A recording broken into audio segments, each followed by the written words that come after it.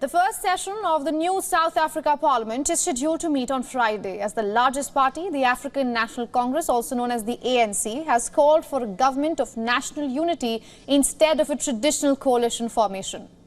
Now, the presidential inauguration is on the 19th of June, giving a strong indication of who will govern the country. The Inkatha Freedom Party says that it will join the unity government with the ANC and the Democratic Alliance. The ANC, which lost its majority in May 29th election, remains the largest party in the country. The party has been talking to a broad spectrum of political parties to try to set up a government of national unity. The final composition of the government has not yet been announced, but the comments by the IFP gives a picture of how negotiations are shaping up ahead of the newly elected parliament. Many ANC supporters strongly oppose a coalition with the pro-business DA, that is the largest opposition party, but has an image of being a defender of white privilege.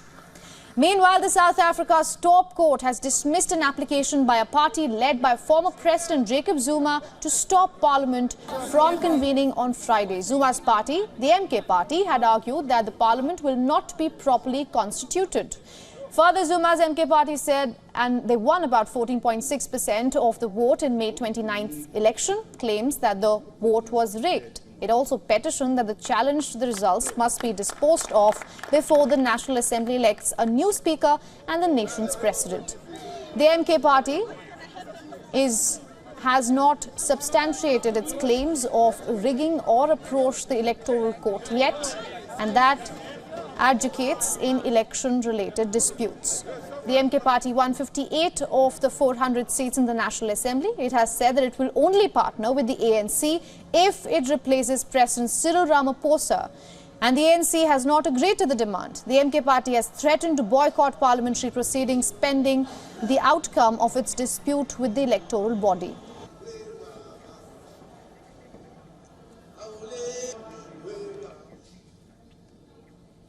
Now, correspondent Kalde Nomu has more on this. Former President Jacob Zuma's party, Umkhonto we Sizwe's application to hold the first sitting of the parliament was dismissed by the Constitutional Court. On Friday, 400 Member of Parliaments are expected to be sworn in. Thereafter, Chief Justice presides over the election of the Speaker, who must in turn preside over the election of the Deputy Speaker of the National Assembly. The President of the Republic is the last to be elected by the House. The President, after being elected, starts off as a member of the Parliament but immediately ceases to be once sworn in. The President will determine the date for the inauguration, and he must take up office within 5 days of being elected. The inauguration is usually held at the Union Buildings in Pretoria. This is Kalde Nomu from Pretoria, South Africa for WION World is One. For all the latest news, download the WION app and subscribe to our YouTube channel.